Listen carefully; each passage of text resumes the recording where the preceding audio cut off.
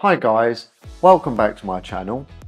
The Mavic 3 Pro is an impressive new drone from DJI, and I find myself wondering if it's worth upgrading to this latest model. In this video, we'll dive deep into its features and compare it to its predecessors and reveal some surprising insights you won't find anywhere else. So stay tuned and let's explore this Mavic 3 Pro together. First, let's go over the Mavic 3 Pro's features. The Mavic 3 Pro is an impressive new drone. It has that amazing Hasselblad 4/3 sensor. The Hasselblad camera captures images in 12-bit RAW format with a native dynamic range of up to 12.8 stops and uses that Hasselblad Natural Colour Solution technology, HNCS. It can produce images with fantastic detail in shadows and the highlights. The standard colour range is quite impressive, perfect for those who want stunning images straight out the camera. For video, it can record 5.1K at 50 frames per second, 4K at 120 frames per second, 10-bit D-Log and 10-bit D-Log-M, which is a new format, and HLG. Also, night mode and hyperlapse. The 70mm camera is good. It can be slightly further away and get some great footage of your subject and create that parallax effect you see in the movies. But it has a fixed aperture, so you're restricted to the ISO and shutter speed for controlling the exposure. So for photographers, be sure to focus at that right point to get everything sharp in your image, as you only have the one fixed depth of field. So with video, it's best to set your shutter speed at 2 times the frame rate. So you're restricted to using the ISO for adjusting the exposure, especially when you have a patchy cloudy day and changing lighting conditions. And the third telecamera has a 1/2" CMOS sensor with an f3.4 fixed aperture and a 12 megapixels with 15-degree field of view, equivalent to 166mm focal length, and can only record in normal colour profile. And you have the restrictions in controlling that exposure as with the 70mm camera. So there is a slight drawback with this third lens. If you want to swap seamlessly with all 3 lenses during one shoot, you only have the normal colour profile. And that is a problem if you want to use the full potential of the other 2 cameras. Therefore, you would need to consider and plan your shoot carefully and consider the type of shots that you want and decide if you want to sacrifice that D-Log-M and HLG colour profile for the 166mm focal length. So let's go over the flying modes. It can live stream HD up to 1080p 60 frames a second with a range of 15 kilometers. It has an active track 5 and you can track your subject in multiple directions. The camera 70mm with the 70mm focal length can support active track, which includes spotlight and point of interest. And obviously it comes with the master shots feature, and the drone will automatically take care of the shooting, editing and soundtrack and creating a video clip afterwards. The quick shot feature allows the Mavic Pro to perform various camera movements such as droney, rocket, circle and spiral, which is always nice. You can really be creative with those movements. It has a pano mode where it can directly compose a 100 megapixel lossless panoramic shot and capture a beautiful stunning landscape. So if you are enjoying this video and you're getting some value from it, I'm really pleased about that.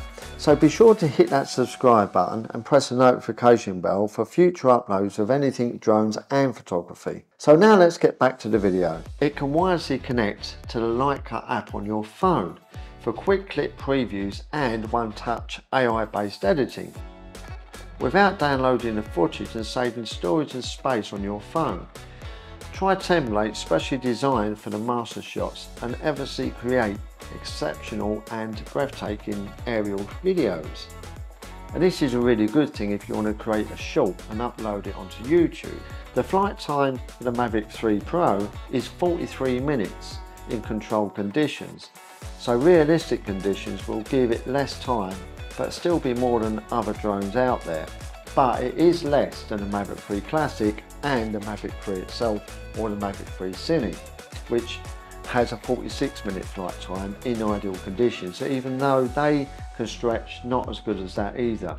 Probably about 40 minutes for them. The optical avoidance system is there, so you have no fear of crashing into anything unless you turn the avoidance off. You can set it to bypass or set it to stop if it's coming towards an object. It comes with the standard DJI RC, but it also can be linked with the RC Pro, which I have. Let's have a look at the difference between the Mavic 3 Classic and the Mavic 3 Pro. The obvious difference is those 2 extra cameras you get with the Mavic 3 Pro. But there is another difference, and that is its weight. The Mavic 3 Classic falls below the 900 grams, but the Mavic 3 Pro goes above that, and that puts it in a different class to the Mavic 3 Classic. It becomes a class 2 drone, not a class 1 drone. That then adds restrictions on where you can fly it, and also you would need to do a theory test at a centre, a CAA accredited centre. So there's extra steps you need to go through to be able to fly this drone.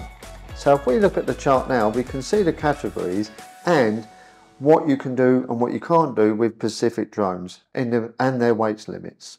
So if we look at this now, you can see up to 900 grams, you may fly over uninvolved people and should be avoided when possible, but you may be able to. That means that you can fly it within urban areas, but you must consider where you're flying it and avoid flying it over uninvolved people. But if you look at the category 2 up to 4 kilograms and above the 900 gram limit, then you're not allowed to fly it over uninvolved people. That means built up areas where there's a lot of people about, so you must consider that.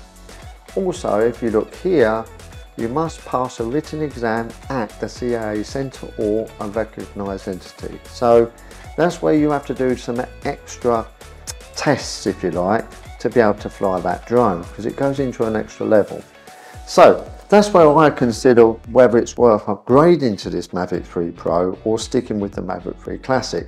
And really, do I need to get those extra shots with those extra cameras regarding having to do that extra theory test and then being restricted where I can fly it?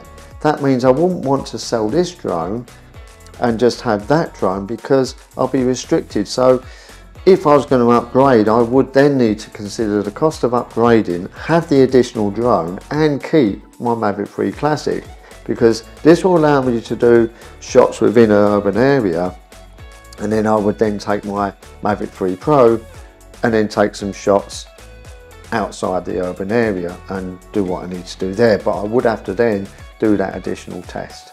So that's something that I have to consider, and at the moment I'm just happy with the Mavic 3 Classic, and for the upgrade and the extra 2 lenses, it doesn't make me want to do the extra test, so I'm going to leave it and just stick with the Classic.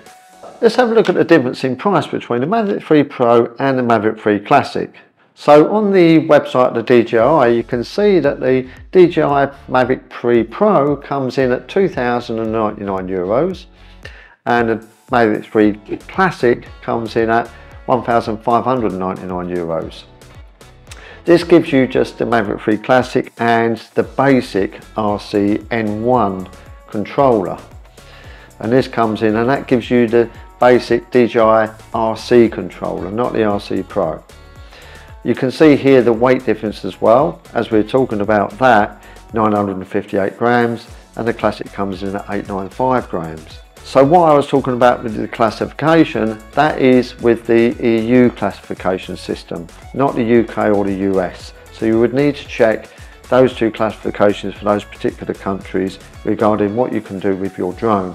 So if you really did get some value from this video and you stayed to the end, well, thanks very much. So press that like button, hit the subscribe for future updates, and don't forget to hit the notification bell, and also you have a good day.